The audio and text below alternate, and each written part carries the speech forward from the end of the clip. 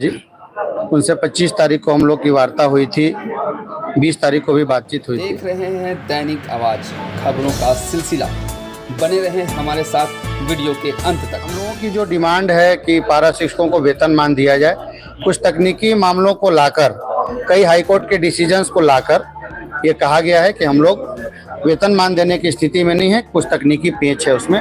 हम लोगों ने वेतनमान के समतुल्य मानदेय पर जाके अपनी बात रखी है। चूंकि उसमें बड़े बजट का मामला है, 600-700 करोड़ रुपए की जरूरत पड़ेगी राज्य सरकार को, तो माननीय मंत्री जी ने कहा है कि इस पर मैं स्वयं निर्णय नहीं ले सकूंगा। वित्त विभाग, वित्त मंत्री और माननीय मुख्यमंत्री से हम लोग को बात करना पड़ेगा।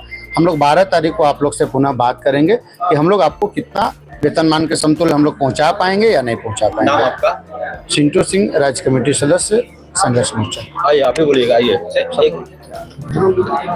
हाँ, वही आता क्या है।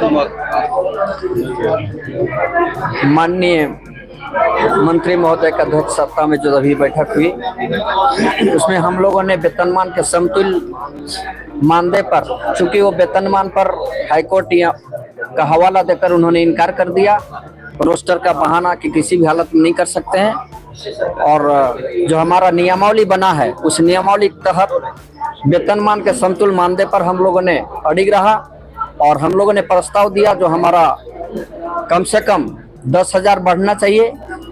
चूंकि सहायक आचार्य का जो अभी मिल रहा है उसके समकक्ष हम जा रहे हैं, और रही बिंदु और कुछ छोटे छोटे बिंदुओं पर, जैसे जेटेट के बराबर सीटेट को पैसा मिलना चाहिए नियमावली के तहत, और आकलन और सीटेट को जेटेट की तरह मिलना चाहिए। और जो वेतन हम लोग का जो मानदेय बढ़ेगा, मानदेय एक तरह का बढ़े, 10,000 बढ़े तो सबका बढ़े, लेकिन माननीय मंत्री महोदय ने कहा कि ऐसा नहीं होता है, कैटेगरी वाइज ही बढ़ेगा।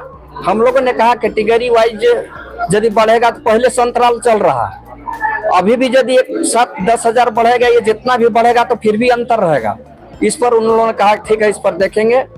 और छतरपुर नौडिहा पर भी हम लोगों ने बात रखा, और ये 65 साल उम्र भी रखा। उन्होंने कहा कि चूंकि सरकारी विभाग में ऐसा नहीं है, हम लोगों ने कहा 22 साल तक संघर्ष किया, कुछ तो मिला नहीं, मानवीय आधार पर भी आपका हक बनता है देने का, चूंकि आंगनबाड़ी में 62 साल कर दिया गया है।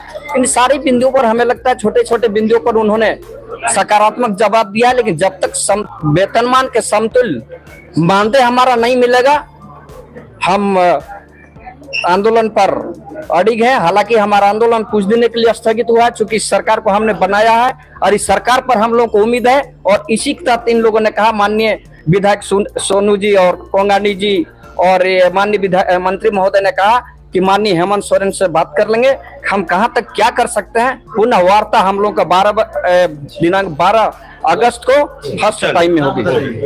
विनोद बिहारी महतो, सहायक अध्यापक, संघर्ष मोर्चा सदस्य। भैया,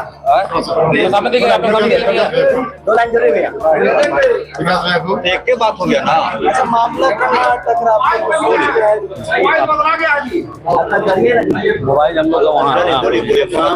आज बड़ी आशा और उम्मीद के साथ आज झारखंड के 62,000 सहायक अध्यापक आज की वार्ता की और टकटकी लगा के रखे थे। हम लोग वेतनमान को लेकर के बड़ी आशान्वित थे, चूंकि माननीय मुख्यमंत्री जी का एक घोषणा भी था कि सरकार बनने के साथ ही वेतनमान देंगे। आज हम लोग वेतनमान को लेकर के आए हुए थे, लेकिन कहिए कि बहुत ज्यादा आशा के उम्मीद के अनुरूप आज की बैठक का हम रिजल्ट नहीं कहेंगे। और वेतनमान पे तो सरकार के द्वारा कहा गया कि वेतनमान नहीं दे सकते हैं। फिर हम लोग वेतनमान के समतुल्य मानदेय पे भी बात किए, उस पर भी कहा गया कि वेतनमान के समतुल्य मानदेय जो होता है हम लोगों का, जो हम लोग दिए थे निर्धारित करके, लगभग 40,000 के आसपास होता है। तो कहा कि उतना बजट हमारे पास नहीं है। राष्ट्रीय हम लोगों ने 10,000 का लास्ट प्रस्ताव दिया कि सभी को 10,000 का मानदेय बढ़ोतरी होना चाहिए। इस पर भी सापेक्ष कई निर्णय नहीं लिया जा सका, और आगामी 12 अगस्त की बैठक में पुनः बुलाया गया है कि माननीय मुख्यमंत्री जी से बात करेंगे। तो कहिए कि वेतनमान का जो सपना माननीय मुख्यमंत्री जी का था, आज की वार्ता में हम उसको नहीं देख पा रहे हैं उतरते हुए जमीन पे। और अन्य मुद्दे, चाहे ईपीएफ का मामला है, ईपीएफ पे भी वित्त विभाग का कहा गया कि एक बहुत सारे अनुबंध कर्मी को ईपीएफ देना होगा। ईपीएफ पे भी सरकार का पक्ष आज की बैठक में बहुत ज्यादा पॉजिटिव हम लोग नहीं देख पाए। नाम आपका? आकलन त्रुटि का विकास चौधरी।